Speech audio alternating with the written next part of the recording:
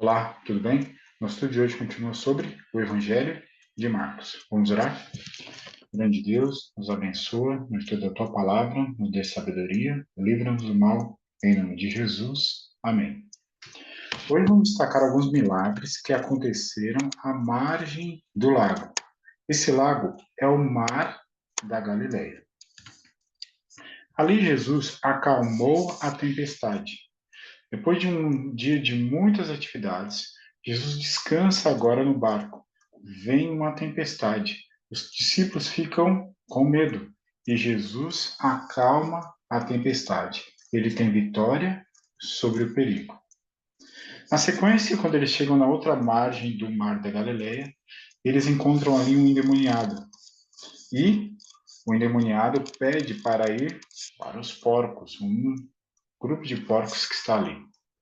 Jesus então alcança a vitória sobre os demônios. As pessoas que cuidavam daqueles porcos tiveram prejuízo financeiro.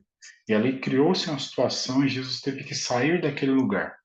Como testemunha de Jesus naquele lugar, fica então um homem que foi curado. Ele fala sobre as grandezas de Deus que aconteceram em sua vida. Na sequência, vamos ter a cura de uma mulher enferma. Jesus alcança então vitória sobre a enfermidade. Aquela mulher estava com aquele problema há 12 anos. Já havia gastado tudo que tinha em prol de alguma solução e não alcançava. Ela toca então na veste de Jesus devido à multidão e ela é curada. O poder não estava na veste de Jesus, estava na fé que ela tinha na pessoa de Jesus Cristo. Jesus então para a situação ali e pede e expõe ela para que ela possa testemunhar do grande milagre que aconteceu em sua vida. Na sequência, nós temos um homem, uma autoridade daqueles dias, que tem a sua filha doente. E depois de toda aquela demora até chegar em sua casa, sua filha morreu. Jesus então pede para que ele não tema, continue confiante. E Jesus alcança a vitória sobre a morte. Ressuscita a filha de Jairo. Que lições podemos tirar dessas 4 histórias reais? Quando Jesus teve vitória sobre o perigo na tempestade, quando Jesus foi despertado para enfrentar a tempestade, estava em perfeita paz. Não era como o Senhor da terra, do mar e do céu que repousava em sossego. Naquele momento, humanamente, confiava no poder de seu Pai. E o poder que impôs silêncio à tempestade foi o poder de Deus. Como Jesus descansou pela fé no cuidado do Pai, assim devemos repousar no de nosso Salvador. Humanamente, aquilo que aconteceu, Jesus dependia do poder do Pai. Quantas vezes se repete em nós a experiência dos discípulos? Quando as tempestades das tentações se levantam e fuzilam os terríveis relâmpagos, sozinhos combatemos contra a tormenta, esquecendo-nos de que existe alguém que nos pode valer. Então, diante da tempestade, os discípulos estão com medo e, no finalmente, eles acabam lembrando de Jesus. Nós devemos evitar este caminho e, logo no começo da tempestade, ir até o Senhor. Quando Jesus alcançou vitória sobre os demônios, que lições podemos tirar? Exclamando com alta voz: Que tenho eu contigo, Jesus, filho do Deus Altíssimo? Conjuro-te que, por Deus, que não me atormentes. Porque Jesus lhe dissera: Espírito imundo, saí deste homem. Quando os demônios identificam Jesus como filho do Deus Altíssimo, olha o que João 5,18 nos diz. Mas também dizia que Deus era seu próprio Pai, fazendo-se igual a Deus. As pessoas que tiveram contato com Jesus, elas entendiam que quando Jesus se identificava como filho de Deus, ele se estava fazendo igual a Deus, como ele o é. Fora por misericórdia para com os donos desses animais, os porcos, que Jesus permitira lhes sobreviesse o prejuízo, que os demônios entrassem nos porcos e os porcos morressem. Achavam-se absorvidos em coisas terrestres e não se importavam com os grandes interesses da vida espiritual. Cristo desejava quebrar o encanto da indiferença egoísta. Aqueles homens estavam apegados às suas propriedades e esquecendo das coisas espirituais. Atemorizavam-se tanto com o risco para seus interesses terrestres, que aquele que vencera perante seus olhos o príncipe das trevas fora tratado como intruso. Há, porém, ainda muitos que lhe recusam obedecer à palavra, para que sua presença não ocasione, perda financeira, rejeitam-lhe muitos a graça e afugentam de si o seu espírito.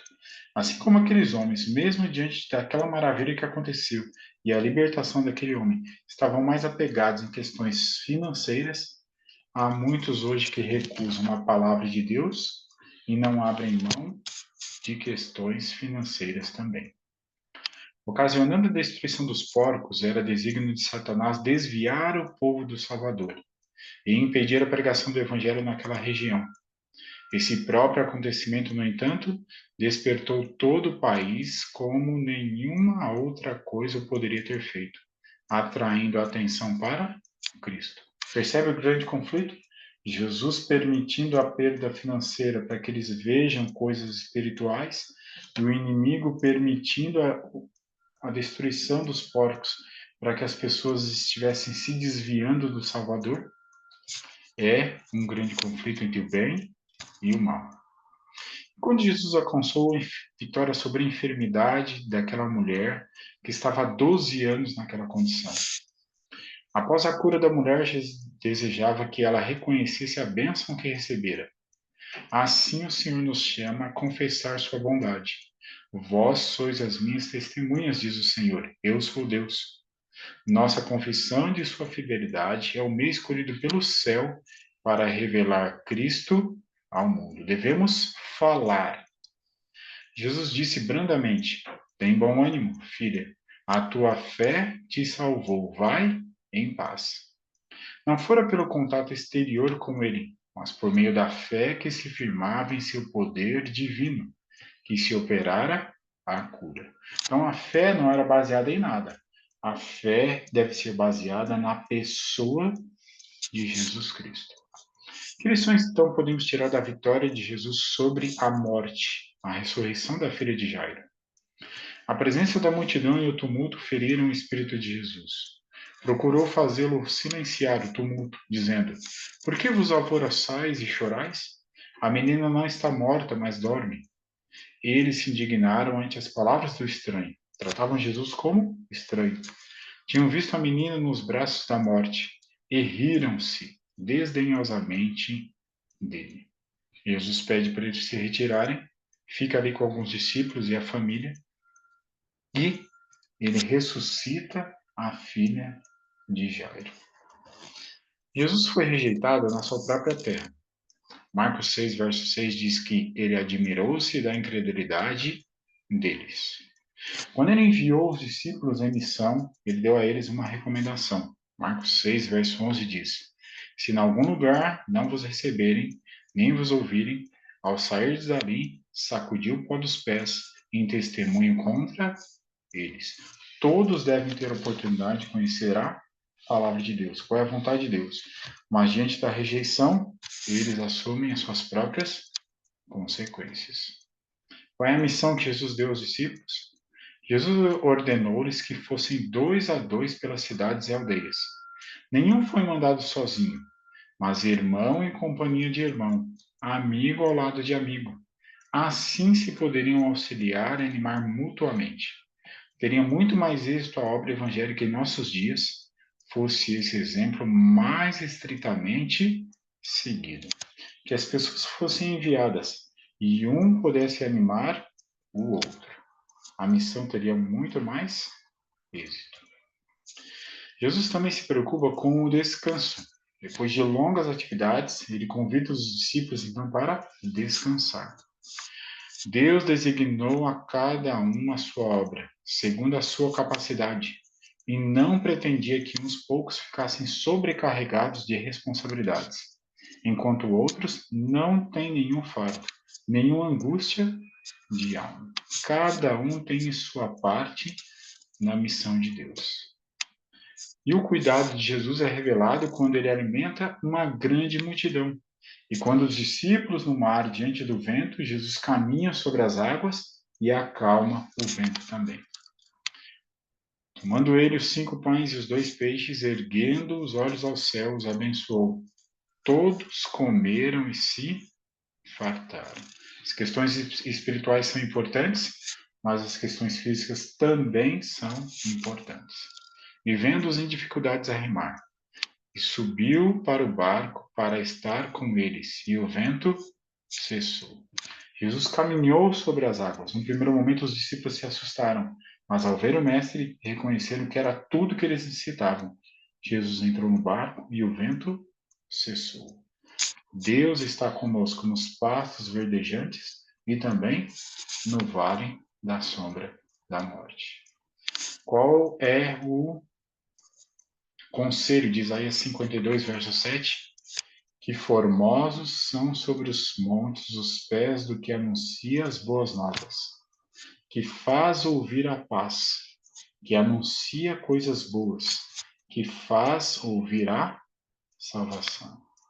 Eu e você sejamos pessoas que apliquem essa mensagem à nossa vida.